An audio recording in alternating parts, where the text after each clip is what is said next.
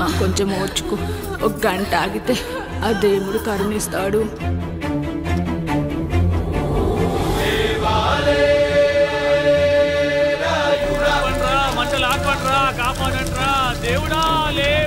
ఆయన లేవాలి, ఈ మంటలు ఆరాలి.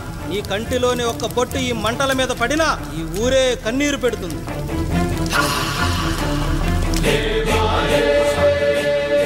ఈరోజు మన ఊరాచారం నా వల్ల గోదావరిలో కలిసేలా ఉందిరా. భగవంతుడా, ఒక్క 5 నిమిషాలు, ఒక్క 5 నిమిషాలు అది పిల్లడ పిలిచి తండ్రి. సన్నని చిరుకులు వడగలుగా మారి పిడుగుల రూపంలో బయటకు వస్తున్నాయిరా. నాలోని బాధ అనిచేత ఇప్పుడు ఇంకొక 5 నిమిషాలు అంతే. నీళ్ళు సిద్ధంగా ఉంచుకోండి. ఆగు, ఎవరు చెప్పారా డెలివరీకి టైం అయిందని? ఆ దేవుడు నిద్ర లేచే వరకు ఈ ఊరు ఒత్త కూడా పోసుకోదు. ఇంకా 5 నిమిషాలు లేట్ అయితే ఆవిడ పేరు ముందు లేట్ పడుతుంది. అది చచ్చినా ఆ బిడ్డ వచ్చినా ఆ దేవుడు మంచం దిగి నేల మీద పడ్డాకే నీ కత్తి దాని ఒంట్లో దిగాలి. శభాష్ రా సమ్రా. ఇంకా నా వల్ల కాదురా, నా వల్ల కాదు. ఒక్క చుక్క కింద పడ్డా నేను చంపేస్తాను రా. గొంతులో ప్రాణం పైకి పోవాలి గాని గుంటలో నీళ్లు కిందకి రాకూడదు. దేవుడు లేస్తాడు, 5 నిమిషాల్లో లేస్తాడు. ఓర్చుకో.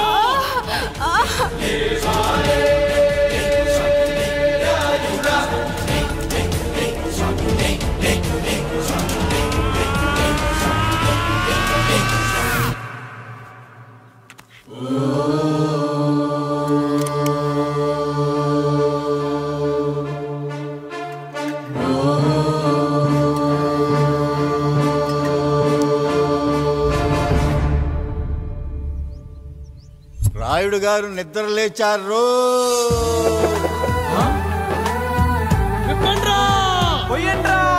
నీవు శారదా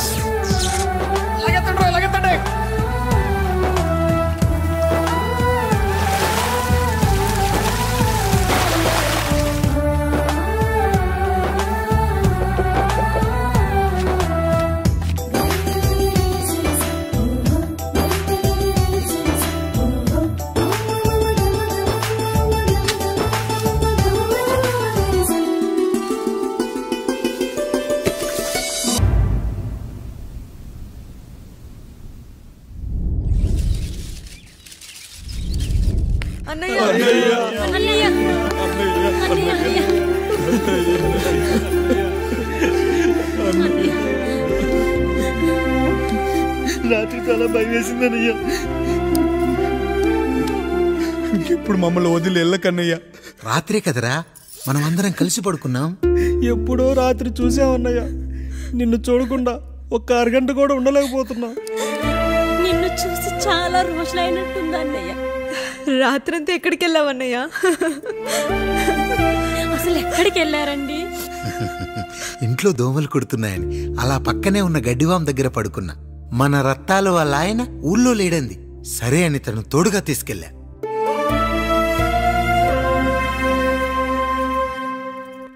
మీ సావుకటే మీ కుటుంబం నుంచి మిమ్మల్ని విడదీయాలయ్యా. అప్పటి వరకు మేము కళ్ళు తెరిస్తే మా కళ్ళ ముందు ఉండాలి, కళ్ళు మూస్తే మా కళ్ళలో ఉండాలయ్యా. నమస్కారం రాయుడు గారు.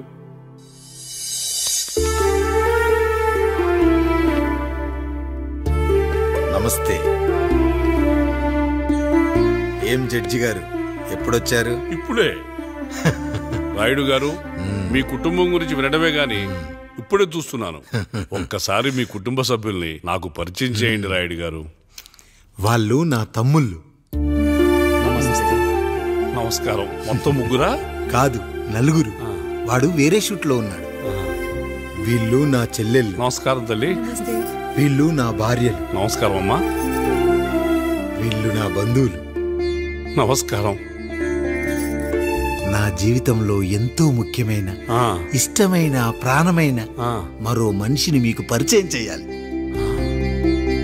ఆవిడే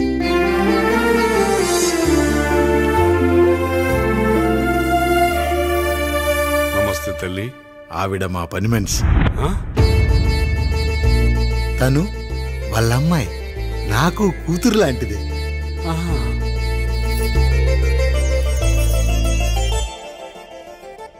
ఆ ఫోటోలోని వ్యక్తి ఎవరమ్మా? మీ ఆయన?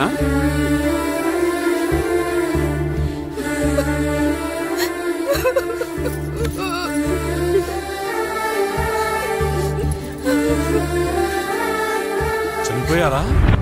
అయ్యో లేదండి, ఎక్కడ పడితే అక్కడ ఏది పడితే అది వాగుతున్నాడని పోలీసులు నగర బహిష్కరణ చేశారండి.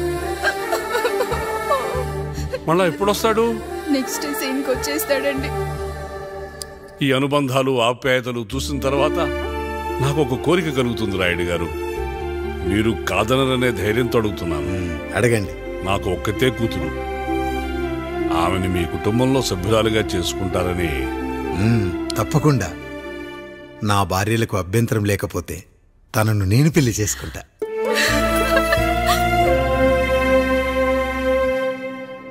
అయ్యో, మీరు పొరపాటుగా అర్థం చేసుకున్నారు. మీ పెద్ద తమ్ముడికి ఇచ్చి చేస్తారని.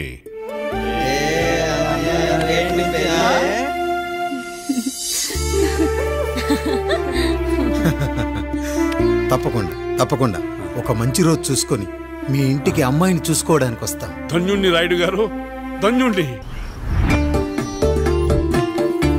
రండి రండి రాయుడు గారు, మీలాంటి పెద్దలు మా ఇంటికి వచ్చి మా అమ్మాయిని మీ కోడలుగా చేసుకోవటం. ఇంకా రాయుడు గారు ఏంటి బావగారు?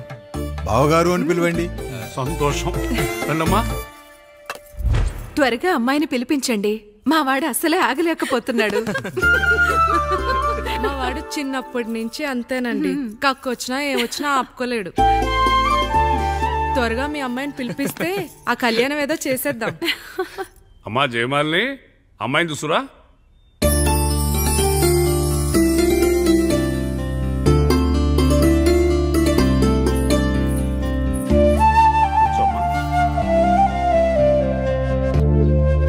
నువ్వు కూడా అబ్బాయిని చూడమ్మా.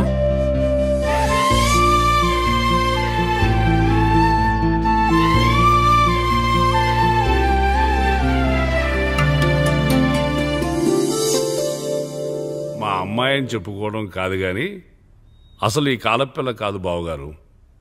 రాత్రంతా బయట తిరిగినా కోడి కుయ్యకు ముందు ఇంటికి వచ్చేస్తుందండి.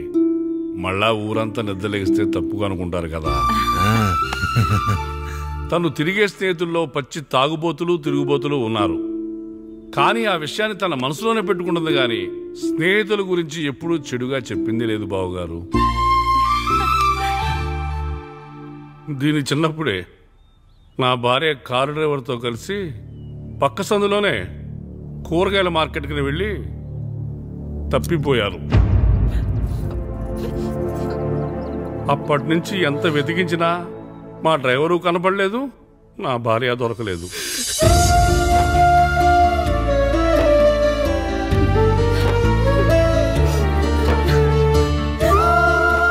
అమ్మ నాకు చాలా ప్రేమ పంచింది నాన్న, అది ఊరంతా పంచుతానంటుంది నా బిడ్డ. నేను కాదనలేదు. అలాంటి నా కూతురు ఇవాళ మీ కోడలవటం నిజంగా నా అదృష్టం బావగారు. ఈ రోజు నుంచి మీ అమ్మాయి మా ఇంటి బిడ్డ.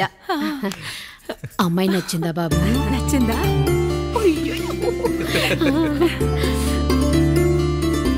వాడికేం తెలుసు అన్నయ్య గారు, చిన్న పిల్లాడు. ఇప్పటికీ ఆకుని చెవులో పువ్వుని నోట్లో పెట్టుకొని తిరుగుతూ ఉంటాడు.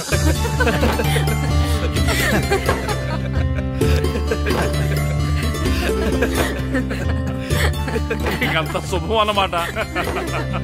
ఇక తాంబూలవి మార్చుకుందాం. ఒక్క నిమిషం ఆఖరి నేను చెప్పేది ఒకసారి నా మాట నేను ఒక్క క్షణం కూడా ఉండను. ప్లీజ్. అమ్మా శారదా, పెద్దవాళ్ళు వచ్చారమ్మా, మనల్ని చూస్తున్నారు. అమ్మాయికి పెళ్లి చూపులమ్మా. ఈ టైంలో నువ్వు ఇలా అలర్ట్ చేస్తే దాని జీవితం నాశనం అవుతుంది తల్లి. లోపలికి వెళ్ళు, తర్వాత మాట్లాడదాం. ఇక్కడ మీ కోడలు కాపురం కాలిపోతుంటే మీరు ఆ మంటల్లో మీ కూతురు పెళ్లికి కాఫీలు పెట్టిస్తున్నారా? ఈ ఇంట్లో నేను ఇంకొక క్షణం కూడా ఉండను. ఒక్క నిమిషం తల్లి, అసలేం జరిగిందో నాకు చెప్పమ్మా. ఈయన మంచోడని 6 నెలల క్రితం నాకు పెళ్లి చేశారు. మొదట్లో బాగానే ఉన్నాడు, ఆ తర్వాత ఒక రోజు మందు కొట్టాడు. కొని తాగింది దిగాక మంచోడుగా ఉంటాడు అనుకుంటే ఈ మధ్య చెడు తిరుగుళ్ళు తిరుగుతున్నాడు. ఊరవతల చిన్నుళ్ళు కూడా పెట్టేశాడు. మీరే చెప్పండి రాయుడు గారు, ఈ ఇంట్లో నేను ఉండాలా వెళ్ళిపోవాలా? ఈయన్ని వదిలేయాలా అక్కర్లేదా? ఎస్, వదిలేయాలమ్మా. వదిలేయాల్సింది నీ భర్తను కాదు, అతనిలోని లోపాలు. ఆశ్చర్యపోతున్నావు కదూ? ఒక మగాడి బాధ సాటి మగాడిగా నేను చెప్తానమ్మా. ఆడదాని ప్రేమ వెలిగించిన అగరొత్తి లాంటిది. ఒకడు వెలిగించగానే కొన్ని గంటల్లో బూడిదైపోతుంది. కానీ మగాడి ప్రేమ దీపం లాంటిది. తను కాలుతూ కూడా నలుగురిని వెలిగించుకుంటాడు. ఆ వెలుగులో ఆనందాన్ని వెతుక్కుంటాడు. చూడమ్మా శారద, నువ్వు కాకిలోని నలుపును చూస్తున్నావు, నేను దాని రెట్టలో తెలుపును చూస్తున్నాను. మొగడు మందు కొట్టొస్తే నిన్ను కొట్టలేదని సంతోషపడాలి గాని బాధపడకూడదమ్మా. ఇక చిన్నిల్లు సంగతి అంటావా? రుచిగా ఉందని లొట్టలేసుకుంటూ సగం తిన్న బిర్యానీలో కుక్క మూతి పెట్టిందని తెలిసాక దాన్ని పారేసుకుని ఆకలిని చంపుకోవడం కంటే నాకింది మనింటి కుక్కే కదా దాని మూతిపళ్ళు రాలగొట్టి ఇంట్లో కట్టేయాలి. నీ భర్త కూడా అలాంటి కుక్కలాంటి వాడేనమ్మా.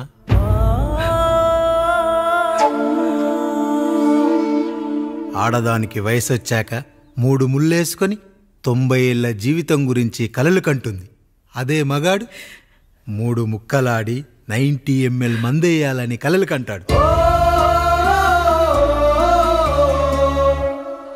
హౌస్లోనికి హౌస్ కీపింగ్కి తేడా తెలియని అమాయకపు జాతమ్మా మా మగజాతి. పండగ పూట తినే పాయసం రుచి గురించి మీకు తెలిసి ఉండొచ్చు. కానీ గరళం కంటే చేదుగా ఉన్న బ్రాందీని కక్కలేక మింగలేక తాగే ఆ బాధ ఒక్క మగాళ్లకు మాత్రమే తెలుస్తుంది. కష్టాల్లో ఓదార్చిన మందును సుఖాల్లో మర్చిపోకూడదని తాగడమే కాని మాకు మాత్రం తాగాలని ఆశుంటుందా తల్లి? చివరిగా ఒక్క మాట, కష్టాలు పొంగల్లో మిరియాల్లా మనకే వస్తాయి, కానీ సంతోషాలు ఉప్మాలో జీడిపప్పులా పక్కనోడుతూ ఉంటాయి. ఎదుటివాడి ఉప్మాలో కూడా పనికిరాని కరివేపాకుంటుందని సర్దుకుపోవడమే జీవితమమ్మా. రాయుడు గారు, నన్ను క్షమించండి. రాయుడు గారు, నన్ను క్షమించండి. నా తప్పు నేను తెలుసుకున్నాను. ఈ రోజు నా 2 బిడ్డల జీవితాన్ని కాపాడారు రాయుడు గారు. ఈ శుభ కార్యక్రమాన్ని కూడా మీరే జరిపించండి. తప్పకుండా.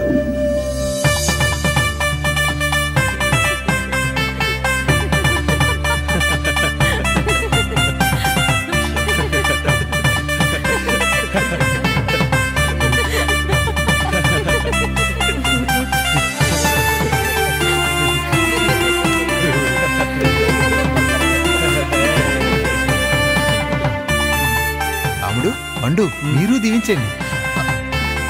మేము దీవించండి.